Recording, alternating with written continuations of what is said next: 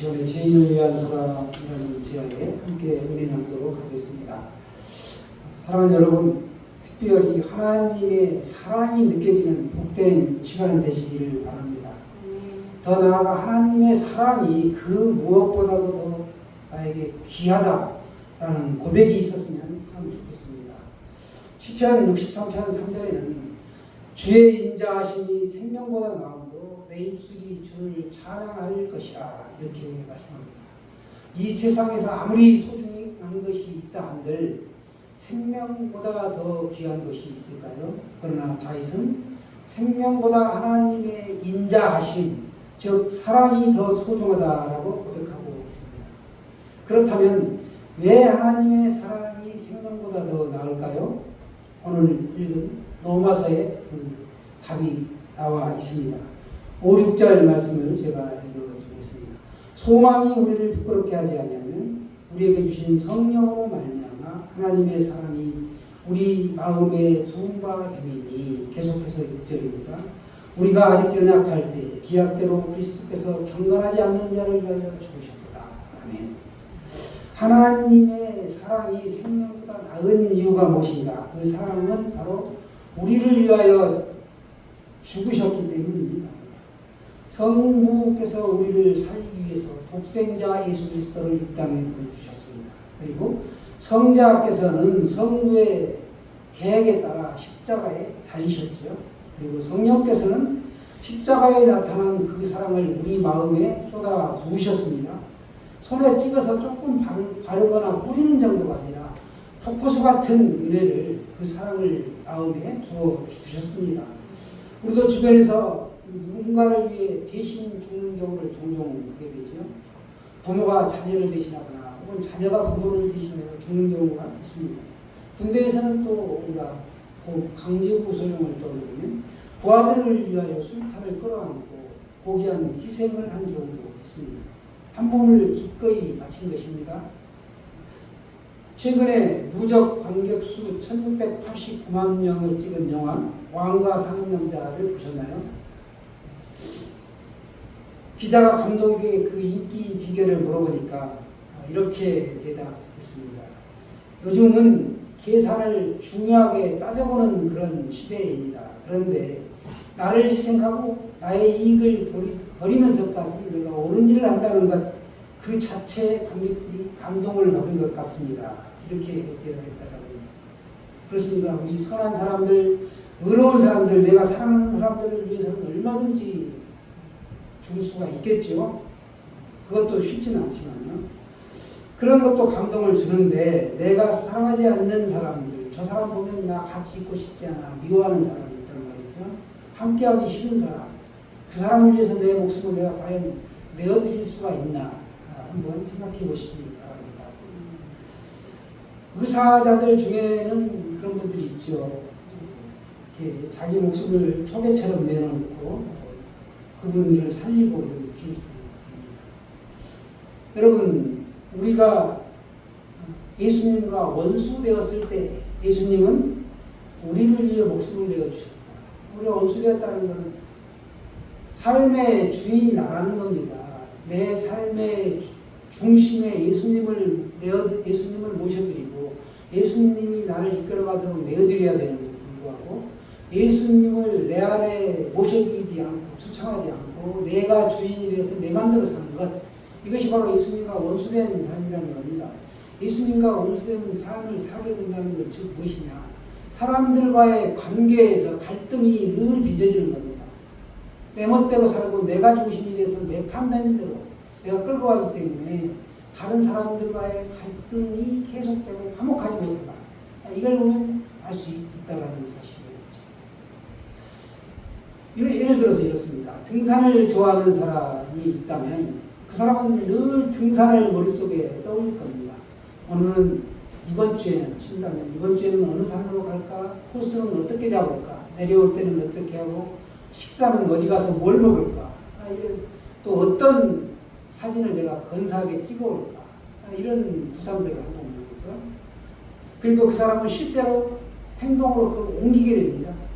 그러면 그 사람의 그 행동이 그 사람에게 영향을 미칠 것이고 등산에 대한 풍부한 지식을 가면 갈수록 더 습득하게 되는 것이죠.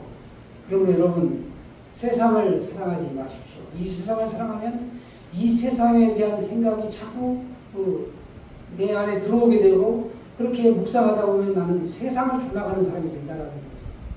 예수님을 묵상하면 예수님 닮는 사람이 되는 것입니다. 우리가 예수님의 사랑을 깊이 묵상해야 합니다. 그러면 그 사람은 결국 예수님의 형상을 닮아가게 되는 것이죠.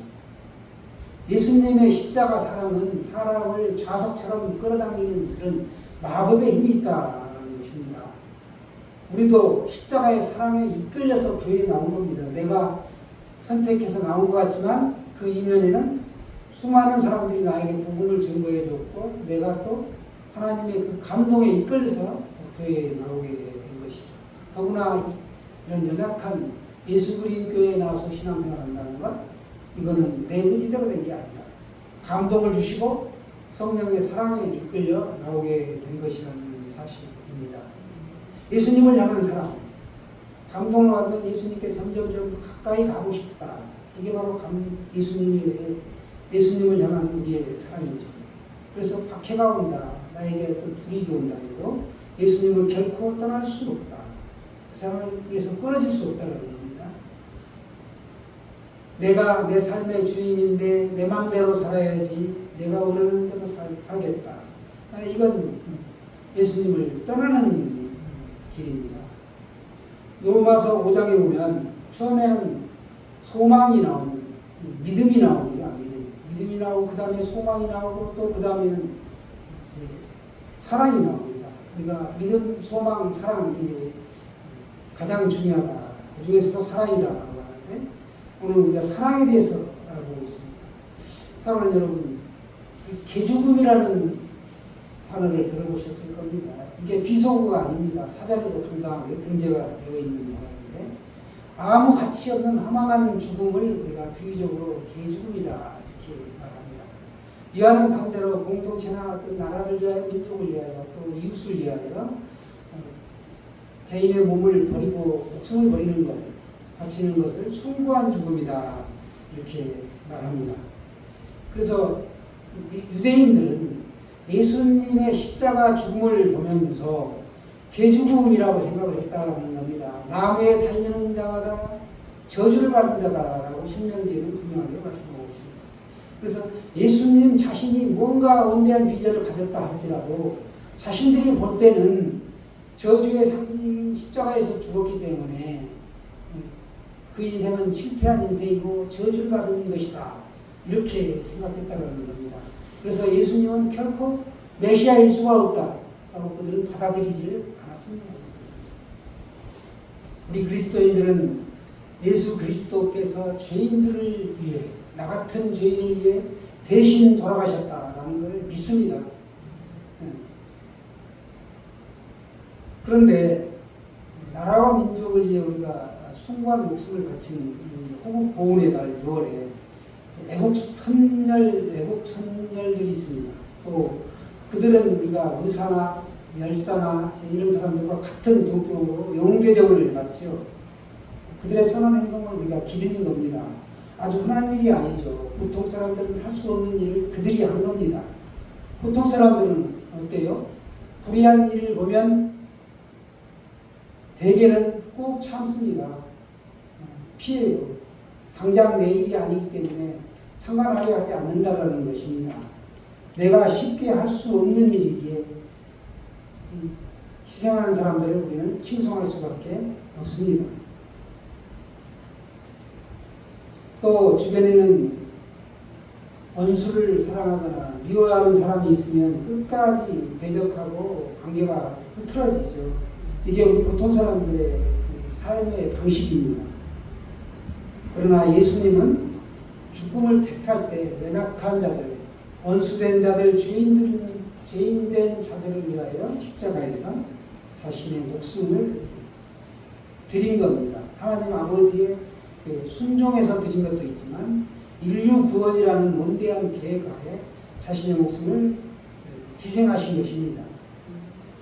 예수님은 그런 사람들을 위해 십자가를 지신 것이죠. 우리는 그래서 경건하지 않는 자다라고 성경은 말씀하고 있습니다. 하나님을 인정하지 않고 믿지 않는 사람들이 예수를 믿고 이제는 경건한 사람으로 변화되어 가고 있는 것이죠. 8절에 보시면 분모에 예수 그리스도의 죽음은 죄인을 위한 죽음이었다라고 말씀하고 있습니다. 8절 보시면 6절에도 마찬가지죠. 아직 연약할 때. 8절에서는 아직 죄인이었을 때라고 말씀합니다. 아직이라는 것, 계속적인 죽음을 맞이했다라는 걸 알 수 있습니다. 왜 예수 그리스도는 죄인들을 위해 죽었습니까? 우리를 죄인들을 불쌍히 여기셨기 때문에 사랑하는 마음으로 돌아가셨다라는 사실이죠.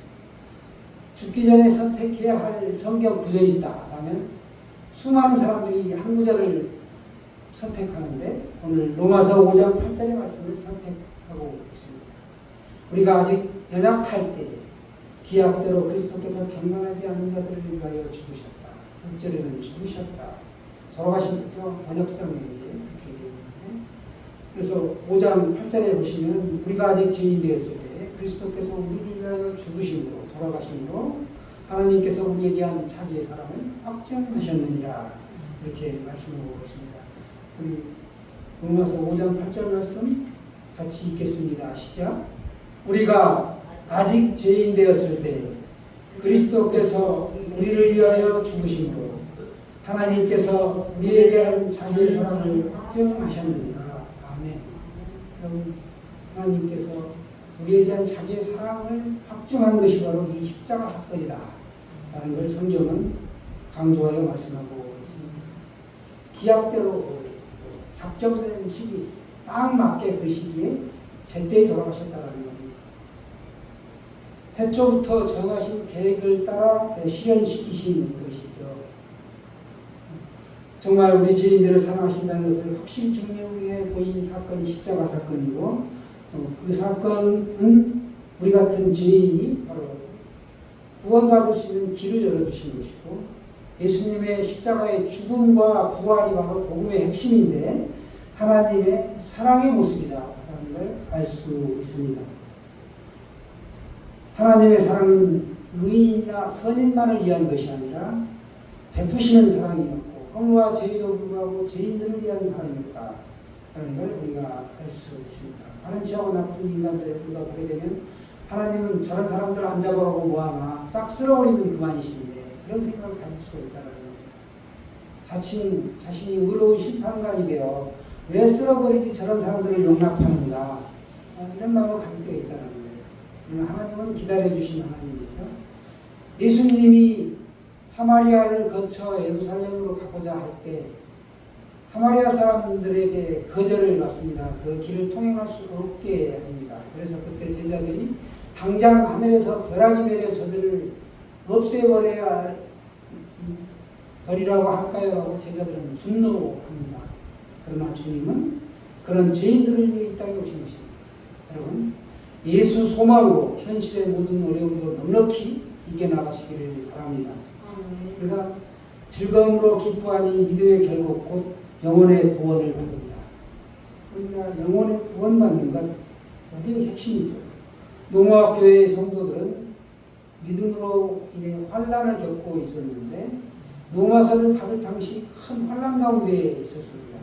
그래서 로마서 5, 6, 7, 8장에서 아주 그 놀라운 일들을 해냈는데 사도 바울은 8장의 끝부분에서 자기 아들을 아끼지 아니하시고 우리 모든 사람을 위하여 내주신 이가 어찌 그 아들과 함께 모든 것을 우리에게 주시지 않겠느냐 이렇게 말씀합니다. 소망이 부끄럽지 않은 확실한 근거가 되고 있다.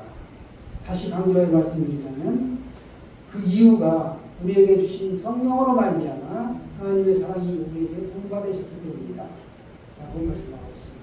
우리에게 주신 성령으로 말미암아 하나님의 사랑이 우리에게 부어졌기 때문에 우리에게 강권하고 계시다. 우리가 사랑스러워서 하나님이 우리에게 사랑을 베풀어 주신 것이 아니라는 겁니다. 다만 하나님이 우리를 사랑하시기 때문에 그 하나님의 풍성함이 우리에게 부어지신 것입니다. 하나님은 우리에게 화목제물이 되셨습니다. 예수님 당시에 팔레스타인에서 십자가 체험을 받은 사람들이 대략 3만 명이 넘는 사람들이 십자가에서 죽었습니다. 주로 흉악한 강도들과 죄수들과 독립운동을 하던 사람들이었습니다. 애국자들이죠. 우리가 일제치하에서 수많은 사람들이 고문으로 목숨을 잃었던 것과 같습니다. 로마의 질서를 저지고 무장 폭동을 일으켰다는 제목으로 십자가형을 받게 됐습니다.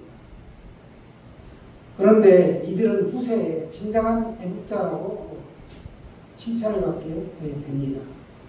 십자가에 죽은 사람들 가운데 단 한 사람도 예수 그리스도처럼 이름이 남겨있는 사람이 없다라는 겁니다.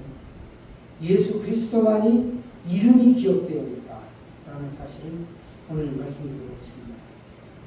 예수 그리스도의 죽음은 정치적인 죽음이나 사회적 저항운동으로 죽은 것이 아니라는 겁니다. 예수님은 세상이 창조되기 전에 계획된 하나님의 뜻을 따라 죽었기 때문에 그렇습니다. 하나님의 아들로서 죄인들을 대신해 용서하기 위해 십자가에서 처형당하신 것이죠. 그리고 3일 만에 부활하셨습니다. 이게 바로 이 부활이 예수님이 하나님의 아들이라는 걸 증명합니다. 인류의 죄를 용서하고 하나님과 화해를 이루는 사랑의 완성입니다. 그래서 이사야 어서오세요. 53장 5절에 보면 그가 찔림은 우리의 허물 때문이며 그가 상함은 우리의 죄악 때문이다. 그가 징계를 받음으로 우리는 평안을 누리고 그가 채찍에 맞음으로 우리는 나음을 입었도다. 나음을 받았도다. 이렇게 말씀합니다. 지독한 형벌을 받으면서도 예수님은 하나님의 그 뜻을 따라 순종하면서 인류 구원이라는 원대한 계획을 완성하신 것이죠. 십자가에 달린 예수는 죽음의 모든 체험을 한 경우에 죽습니다. 엄청난 이 사형의 방법이 여러 가지가 있는데 십자가형만큼 고통스러운 방법이 없다라는 겁니다. 한국에도 조선시대에 보면 능지처참형이라고 능지형이 있었습니다. 제수의 몸에서 살점을 하나하나 뜯어내는 겁니다. 그리고 손가락 한 마디, 발가락 한 마디 계속해서 끊어가는 거예요. 코를 잘라내고 눈을 파내고 계속 이빨을 뽑고 이런 식으로 해서 잔인하게 죽이는 처형 방법이로 그러니까 그 죽음을 서서히 고통 가운데 죽을 수 있도록 죄인에게 가하는 형벌이었다라는 겁니다. 고통을 극대화하는 방식이죠. 그게 그런 방법들이 있었고 중국의 명나라 청나라에도 아주 잔혹한 그런 방법들이 능지형이 시행되어 있고 더 잔혹하다라고 이런 것들이 있었는데 십자가형만큼 그렇게 오랜 시간 동안 고통받는 방식은 없었다라는 걸 성경을 통해 우리가 알 수 있습니다. 이 십자가는 그래서 하나님의 사랑의 최고봉이다. 그걸 기억하십시오. 사랑받을 수 없는 사람, 도저히 사랑받을 수 없고 용서받을 수 없는 죄인을 위해 예수님이 대신 십자가에서 돌아가셨기 때문에 그 사랑은 최고봉이다. 최고의 사랑이다. 베드로가 묻죠. 예수님께 나와서 예수님, 형제가 우리에게 죄를 지으면 몇 번이나 용서해야 할까요? 7번까지 하면 되겠습니까? 그러자 예수님이 대답하죠. 7번뿐만 아니라 70번을 7번까지라도 용서하라. 당시 랍비들은 형제가 죄를 짓고 이렇게 하면 용서해달라고 하면 딱 3번까지 용서를 해 주었습니다. 우리도 3, 4번이라고 하죠. 베드로는 이것의 2배인 6배에다가 1번을 더하면 7번이 됩니다. 7번이 완전수이기 때문에 7번까지 버텨서 용서해주면 완벽한 용서다. 이렇게 생각한 겁니다. 베드로는 속으로 그렇게 생각한 거죠. 70번에 7번, 490번. 예수님은 무한 용서를 해라. 이렇게 말씀하고 있는 것입니다. 사람의 힘으로는 할 수 없는 것이죠. 그러니까 용서는 내 힘으로 하는 것이 아니라 하나님의 힘으로 성령의 능력으로 하는 것이다. 라는 사실입니다. 성령의 능력으로 순종하십시오. 하나님은 무한 용서, 십자가의 그 무한 사랑, 성령의 그 충만한 능력으로 우리를 이끌어가고 계시기 때문에 오늘도 우리는 사랑 충만, 성령 충만, 말씀 충만한 가운데 이렇게 예배 자리에 나와서 말씀 듣고 내가 주변을 돌아보는 겁니다. 내가 가족 중에 사랑하지 못하는 사람이 있나, 용서하지 못하는 사람이 있나, 내가 지금 성령 충만하지 않은가, 이걸 삶에 적용하면서 말씀 붙들고 우리가 살아가는 거죠. 남편에게, 아내에게, 자녀에게, 또 내 이웃에게 내가 받은 사랑을 함께 나누는 겁니다. 도저히 용서받을 수 없는 죄인이 하나님과 원수였던 내가 예수님의 그 처절한 십자가의 고통으로 말미암아 용서받고 이제는 내가 사랑을 받은 자답게 다시 흘러보내야 되는데 그걸 할 수 있는 건 용서요, 사랑이요, 성령의 능력 안에서 내가 나가는 거다라는 겁니다. 크신 하나님의 뜻을 이루어드리는 복된 한 주간 사시기를 주님의 이름으로 축원합니다.